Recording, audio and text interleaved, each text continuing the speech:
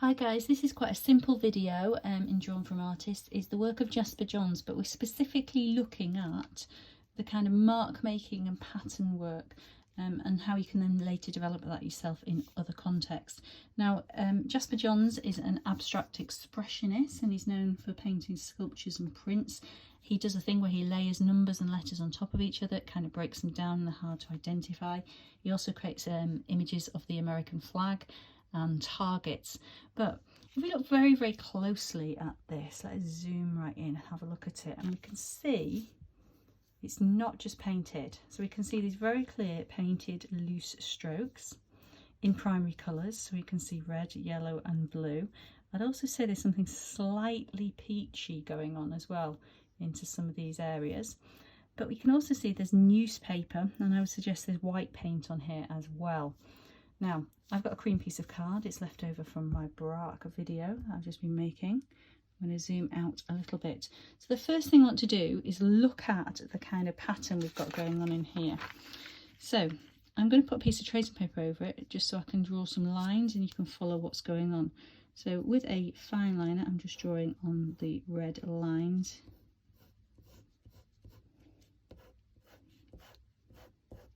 Just going to do a section of this. I'm not going to do it everywhere.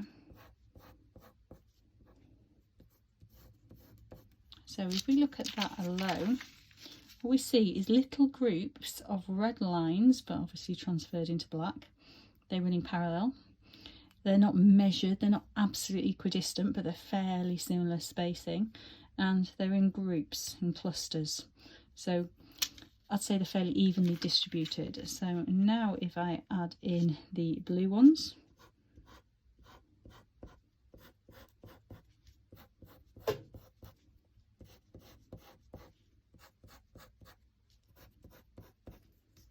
look at it again, we sort of see the pattern becoming fuller. And then if I go again and pop in what were the yellow ones, you can see how it fills the whole surface of the area. So there aren't huge gaps, they're about similar scale. And first things first, we need to get the newspaper down. We can see the newspaper is underneath. Now, I don't have a newspaper to hand. I have an old Vogue magazine. So I found a page that's got text onto it. I'm just going to tear sections of the text out. And I've got a few of these and then start collaging them in. And I would suggest we don't want to cut them. We're quite happy to tear them. So I'm tearing little strips. Now, if you actually look at the scale in here, the text is quite small, much smaller than the study I'm going to make. But I'm going to make a sort of sectional study. I'm not going to do the whole thing. You could cut it out if you found it easier. And then once we've done this, we're going to start sticking them down. Now some of these, they look like they're going across more angles rather than it being as regular as I've been tearing along the lines. But we need to think about that base structure. So I'm just going to get a pencil and lightly draw some guiding structure. In this case, I'm doing groups of 3. And I'm changing the angle. That's a similar angle there, so I might want to go something a bit different over here. So I've given myself a little bit of structure to help me when I start collaging on top. I'm going to use Pritt Stick, and with the Pritt Stick just take them and stick into these lines. I'm going to end up with quite messy fingers. I'm going to tear bits as I go, so I've just torn that piece off there. You could say, can you put the Pritt Stick directly onto the surface rather than onto the back? I think you can, but when you come to do the painting, you might find that the Pritt Stick and the paint don't work very well together, but we can deal with that as we go. I'll come back to you when I've done a bit more.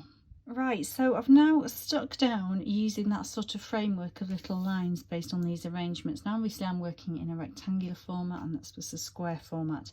The scale of the text is different in different places. Some of it's still lifting up a little bit, and I might want to just get my Pritt Stick. I'll probably use PVA glue as well for this. Just stick the bits down. Now, some of this text looks like it's been slightly whitewashed. Let's bring it closer to the surface. So there's places where it's hard to read the text, like there's a little bit of white paint on it. Now I'm using just standard watercolours. Let's get a brush, a little bit of water. Acrylic paint will probably lend itself really well to this. So to get the paint from the block onto the work, I need to dab. Usually we would mix on a palette, and in this case I don't really need to, because all I'm going to do is transfer some white. I'm going to lightly just dapple it on. If it doesn't stand out enough, I'm going back to the palette and I'm going to dab a little bit more. You could, if it's not working brilliantly well, you could work on top of it with other materials that would just push it back. By push it back, I mean make it less sort of dominant. So I've been in the drawer and I've found that I have a white paint pen, so I could try this as a way to make it less dominant. It is sort of making it push back a little bit. So pushing back is a term I use when I want something to be less dominant and push back into the background. I also have a corrector pen. Now this is quite an interesting thing because we don't often use these in art, but I can, if I get this working, push back with that as well, not drawing like a corrector line, just sort of working into it a little bit. Now if you work on a section that is wet, I'm just going to wash my brush, wet a section for you. Let's see if we can demonstrate this. If I get the corrector pen and squeeze it, it does run a little bit. This corrector pen's a bit thick, but it does run a little bit and move around, so it's adding more texture, the corrector pen. You might say, wait a minute, why are you rubbing out sections? Well, what we're trying to do is create a base to add something else. And you might say, why are we creating a base and what context would we like to use something like this? If I was doing a piece of work, we think about something political of today and we think about COVID, I might want to do something about COVID, and in the background I might want to use newspaper to contextually put some information into the piece of work. And this would be a great way to do it. Instead of these lines, I might put something to do like viral symbols or things to do the vaccine over the top of it.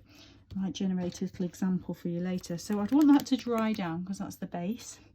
And then using some primary colours, and we know why on this example we're using primary colours, because the artist does. I would then pick out the sections I'm going to put the red. You could say, can you do it with felt tip? You could do, but if you look at the marks into here, they look like they've been dragged. So I'm going to, like I did with my original little sample, just use the red, but space it out so it's fairly evenly spaced out. I've actually got a little bit more crimson on my palette there. Let's put my paints in front of you so you can see I am using crimson and cadmium red. To some degree I'm mixing them. So you want them more even. If you want less of an end, you can work back into it. By that I mean a kind of more regular end. It just makes me think of the American flag because it reminds me of Jasper Johns' other work. So I'm going to clean my brush thoroughly and then I'm going to move on to my yellow. My yellow is quite contaminated on my paint palette, so I could just give it a run under the tap. But to be honest, I'm going to use it as it is. So you'd ideally want everything to be dry. So I'm going to work in with the yellow. It's not as fresh as the yellow we see over here, but it will do the job. So if I put blue there, I might put yellow here. I might put yellow there. It's close to that one, but it doesn't matter too much. And I'll go back with some of the blue. So I'm on the palette again, and I'm using what I call the French ultramarine blue. There's a bluey blue and a greeny blue. The greeny blue is like a Prussian colour. This one is the French ultramarine. You see how I'm building up those marks again. Now you might want more of a plan, thinking, oh wait a minute, I've got two colours side by side, like I've got two yellows close together. I think that's okay. You can have a blue and a blue side by side here. Could have planned this a bit better, but it doesn't really matter. running out of paint, so I'm going to go back into it. And you can see the development of something that's similar. Mine isn't stuck down as well as Jasper Johns, but you can begin to see the effect that I can create. I'm going to now create a new one for you with a bit of a message involved.